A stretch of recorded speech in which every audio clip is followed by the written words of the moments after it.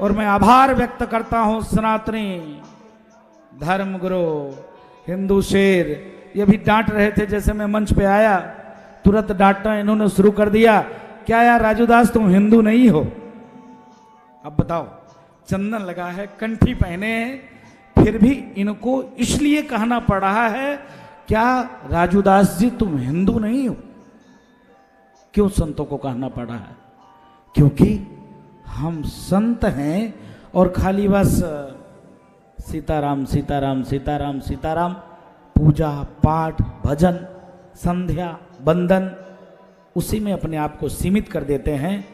ये आपको पता होना चाहिए कि हनुमान जी महाराज राम रसिया हैं, लेकिन पास में गदा भी रखते हैं कंधे पे। भाई हनुमान जी महाराज राम रसिया हैं, राम नाम अगर कोई सुना दे तो वो बस में हो जाते हैं, लेकिन पास में गदा भी है।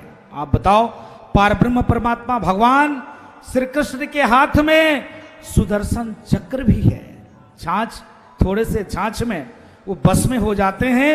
अगर अधर्म की बात आती है, पापाचारियों की बात आती है, दुष्टों की बात आती है, तो सुदर्शन चक्र निकाल कर और विधर्मियों को गला काटने के लिए तैयार भी हो जाते हैं।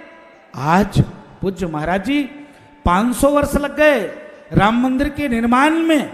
इतने पूज्य देश के कोने कोने से पूज्य देवकी नंदन ठाकुर जी महाराज के नेतृत्व में, आज सनातन बोर्ड के गठन के नेतृत्व में, आज देश के कोने कोने से पूर्व धर्माचार्य आपके समर्थन में महाराज जी आए हुए हैं। आप चिंता क्यों करते हो महाराज? आपने जो बीड़ा उठाई है, आप एक कदम चलने के लिए तैयार हुए और आपके साथ देश के कोने कोने से पूज्य संत 1000 कदम चलने के लिए तैयार हैं। अखाड़ा परिषद के पूज्य अध्यक्ष जी बैठे हुए हैं। मैं उनसे निवेदन करूंगा महाराज जी से कि कुंभ में भी ऐसा आयोजन हो, और वो आयोजन ऐसा हो कि जो देवकी नंदन ठाकुर जी ने जो अलख जगाई है पूज्य महाराज जी, उस पर चिंता करना पड़े गवर्नमेंट को, सरकार को चिंतन करना पड़े। ये चादर और फादर वाले उनका सपोर्ट समर्थन नहीं करते, लाखों चिल्लाते रह जाएं सबका साथ सबका विकास सबका विश्वास, ये वो बात करते हैं। लेकिन वो चादर फादर वाले क्या है महाराज जी? वो सिर्फ एक ही बात करते हैं। बताइए ना, वोट जिहाद चल गया, बताओ। अभी तक तो थूक जिहाद चल रहा था, मूत जिहाद चल रहा था, लब जिहाद चल रहा था, लैंड जिहाद चल रहा था, धर्मांतरण जिहाद चल रहा था, आर्थिक जिहाद चल रहा था। अब बताओ, ऐसे ऐसे जिहाद शुरू कर दिया उन्होंने। अब वोट जिहाद शुरू कर दिया। अभी पूज्य महाराज जी कह रहे थे महाराष्ट्र में, उत्तर प्रदेश में भी महाराज जी जब चुनाव चल रहा था तो एक आतंकवादी का बच्चा था, एक मोहम्मद का बच्चा था, उसने क्या कहा कि नहीं भाइयों जग जाओ, नहीं तो अगर भाजपा जीत जाएंगे तो हिंदुस्तान में नहीं रह पाओगे।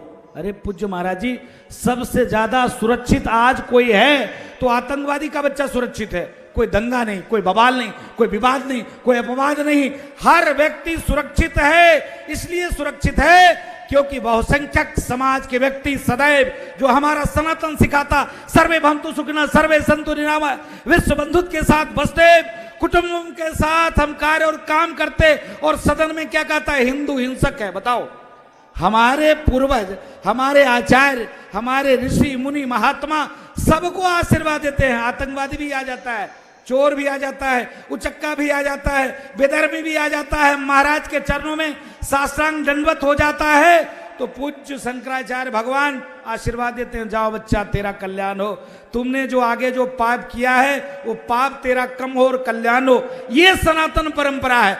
और आज सदन में, संसद भवन में वो व्यक्ति कहता है कि हिंदू हिंसक है।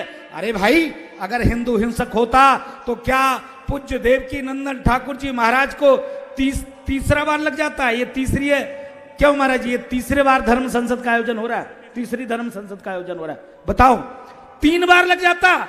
यहां तो एक बार अभी राजस्थान के हमारे गुरु भाई कह रहे थे, इतनी पीड़ादायक। पूज्य महाराज जी, हम गए थे कन्हैया कुमार के घर गए थे महाराज जी, जब वो 9 बार माफीनामा दिया, 9 बार महाराज जी कहा गलती हो गया, मेरे बच्चे से स्टेटस लग गया। उस दिन हम भी उस डिबेट में थे जिस डिबेट में नुपुर शर्मा थे, हम लोग उस डिबेट से उठ गए। इसीलिए पार्वण परमात्मा भगवान भोले शंकर के बारे में एक आतंकवादी ऐसे शब्द का प्रयोग कर रहा था कि हमारे कान फट जाएं, हैं? ऐसे शब्द का प्रयोग कर रहा था, लेकिन बहन ने कहा कि नहीं भाई देखो ऐसा है, हम किसी धर्म का अपमान नहीं करते, लेकिन हमको भी बोलना पड़ जाएगा। हम नाम नहीं लेंगे, हमारे प्यारे बड़े गुरु भाई नाराज होने लग जाएंगे।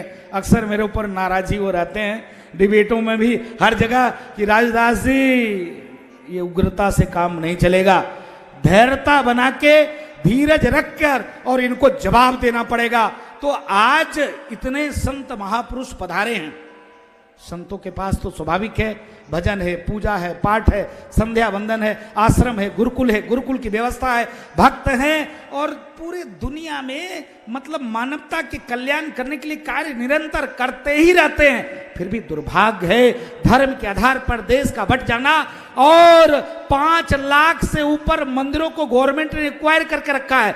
लाखों करोड़ों रुपया सरकार मंदिर से लेती है, और एक छोटा सा आयोजन कुंभ क्या होता है, छाती फटने लग जाती है, बोलते हैं अरे धन का दुरुपयोग हो रहा है, इस प्रकार से धन का दुरुपयोग किया जा रहा है। अयोध्या में दीपावली का कार्यक्रम होता है, महाराज जी बोलते क्या जरूरत था 28 लाख दिए जलाने का, एक दिए जला लेते, उस तेल को गरीबों में बांट देते। ये बोलता कौन है? चादर और फादर के वाले। बताओ, चादर और फादर के बच्चे बोलते हैं जिनको संविधान में आस्था ही नहीं है।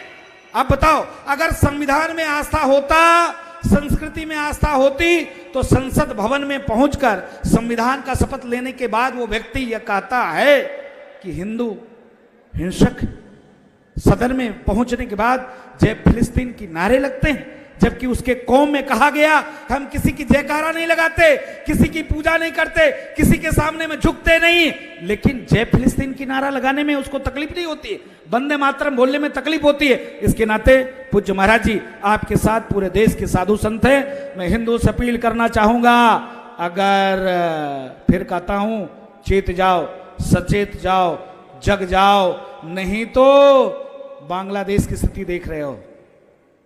आज बांग्लादेश में पूज्य महाराज जी कह रहे थे हमसे पूर्व वक्ता कि इस्कॉन मंदिर के आचार्य लगातार वहां पर सैकड़ों साल से लाखों लोगों को डेली नित्य प्रतिदिन भोजन कराते थे, और ये आतंकवादी के बच्चे उस मंदिर के सामने में बैठकर जब पत्रकारों ने पूछा कि आप लोग इस मंदिर के सामने किस लिए बैठे हो, तो उसने कहा कि इस मंदिर की रक्षा करने के लिए बैठे हैं। लेकिन जैसे रात में 1 बजा पूज्य महाराज जी उस इस्कॉन मंदिर को जला दिया गया। जलाने वाले कौन थे? हमारा हृदय तो इतना विशाल है, इसके नाते आज धर्म संसद का आयोजन का सिर्फ एक ही भाव है, सनातनी जग जाओ। हमारे पूर्वजों ने घास की रोटी खाना पसंद किया, पराधीनता नहीं स्वीकार किया। हमारे पूर्वजों ने, अपने गुरुओं ने हमारे बच्चों को दीवालों में चुनवा दिया, लेकिन पराधीनता नहीं स्वीकार किया। और हम थोड़े से में, ये हमारे बहुत करीबी हैं, हमारा बहुत सम्मान करते हैं। मैं जाता हूं तो माला पहना देते हैं, चादर उड़ा देते हैं, दक्षिणा दे देते हैं, चुनाव में यही जीत जाए, ये हमारा चेला बहुत अच्छा है। लेकिन वो जीतने के बाद क्या करता है? सनातन को मिटाने की बात करता है, संस्कृति को मिटाने की बात करता है, हिंदुओं को जाति के आधार पर बांटने की बात करता है, और बांटकर हिंदुओं को तोड़कर और हिंदुस्तान में राज करके और हमारे मठ मंदिर में। बताओ, मैं पूज्य महाराज जी उस दिन वहीं मैं गया था बाला तिरुपति, अपना बाल दान किया, जैसे प्रसाद मिला मैं भी खा लिया महाराज। और जब खाने के बाद जब मैं बाहर आया, 2 पत्रकारों ने घेर लिया, बोला कि इसमें तो क्यों राजूदास जी आप वैष्णव संप्रदाय को? हमने कहा हाँ। बोले आपके यहाँ सुना है कि प्याज लहसुन भी वर्जित है। हमने कहा हाँ। तो आपने तो मछली का तेल, ऑयल का आपने प्रसाद खा लिया। हमने कहा संभव नहीं है, ये कैसे हो सकता है? बाला तिरुपति भगवान में लाखों लड्डू रोज लोग लेने के लिए संघर्ष करते हैं, टिकट जो पैसा लगाकर जितना देना चाहो मतलब वो लेने के लिए तैयार होते हैं। यहाँ ऐसी व्यवस्था, तब पता चला सही में ये घटना सही है। आप बताओ, बहुसंख्यक समाज के देश पे जहां पर हम प्याज लहसुन भगवान को भोग नहीं लगाते हो, वहां गाय की चर्बी से बना हुआ ऑयल, उससे निर्मित प्रसाद तो इसके नाते पूज्य देवकी नंदन ठाकुर जी की ये पर्सनल विषय नहीं, कोई उनका ये निजी काम नहीं। मैं एक लोगों से वार्ता चल रहा था महाराज जी, उन्होंने कहा यार कुंभ में होता तो अच्छा होता, कुंभ में ऐसा आयोजन होता। हमने कहा महाराज जी आपको जानकारी में बता दूं, तीसरी आयोजन है वो जी, ये तीसरी आयोजन वो कर रहे हैं महाराज जी। आप तो खाली बैठकर भाषण दे रहे हो, भाषण देने से काम चलेगा? आज हिंदू बहुसंख्यक है, तब कुंभ पर करोड़ों लोग पहुंचते हैं। आज वो आपको जगाने की बात करते हैं तो आप हमको कानून बता रहे हो? आप ही के जैसे लोग हैं। इसके नाते देवकी नंदन ठाकुर को कहना पड़ता है क्या यार राजू दास हिंदू हो? इसलिए कहना पड़ता है, इसलिए कहना पड़ता है भाई जग जाओ, अगर नहीं जगे तो जम्मू कश्मीर से भगा दिए गए हो। दिल्ली की झोंकी झोपड़ी में यहीं रहते हैं पूज्य महाराज जी, दिल्ली की झुग्गी झोपड़ी में रहना पड़ा है। आज बांग्लादेश से मारे काटे भगाए जा रहे हो, भारत से कहां जाओगे? कोई तुम्हारा देश भी नहीं, कहां जाओगे बताओ भाई, बताओ ने कहां जाओगे? कहां जाओगे भाई? कहीं जगह तो नहीं है ना, हिंदुस्तान ही एक जगह है, सेफ है ना सनातनों के लिए, हिंदुओं के लिए। जब हिंदू ऐसे सेकुलर हो जाएगा तो कैसे काम चलेगा? इसके नाते बहुत बहुत पूज्य महाराज साधुवाद। पूज्य बहुत संत बैठे हुए हैं, मैं निवेदन पूर्वक अपनी बात को समाप्त करूंगा। आप प्रसन्न होंगे कि राजूदास इतना जल्दी मान गया, ये मानने वाला व्यक्ति नहीं है महाराज जी। बहुत बहुत आभार, धन्यवाद। और गर्व से कहो हम, गर्व से कहो हम, गर्व से कहो हम। मैं निवेदन करूंगा जाति पे गर्व करो, लेकिन सड़ी हुई जातिवादी मानसिकता से दूर हटकर सभी सनातनी एक हो जाओ, संतों के साथ कंधा से कंधा मिलाकर चलो। जब आप संतों के साथ कंधे से कंधा मिलाकर चलोगे तो तत्काल सनातन बोर्ड का गठन होगा और आप सुरक्षित रह पाओगे। नहीं तो डंके की चोट पे कहते हैं 5 साल के मेहमान हो, ज्यादा नहीं। अभी हम एक जगह गोंडा में महाराज जी एक फोन करना पड़ा और मेन सिटी में उसने प्रशासन ने परमिशन नहीं दिया दुर्गा पूजा के लिए। हमने कहा भाई क्यों परमिशन नहीं दे रहे हो? उसने कहा कि यहाँ 80% इस क्षेत्र में मार्केट मुसलमानों का है और दुर्गा पूजा प्रतिमा बैठेगा तो दंगा हो जाएगा। अभी भी वक्त है, सुधर जाओ। ये मौका बार बार नहीं आएगा, अभी नहीं तो कभी नहीं, क्योंकि हमारी विचारधारा की मानसिकता की सरकार है, हमारे भाइयों की सरकार है। अगर हम लोग चाहेंगे तो संतों का सहयोग करेंगे, पूज्य देवकी नंदन ठाकुर जी महाराज का सहयोग करेंगे तो सनातन बोर्ड का गठन हो जाएगा। बहुत बहुत साधुवाद, बहुत बहुत आभार, धन्यवाद।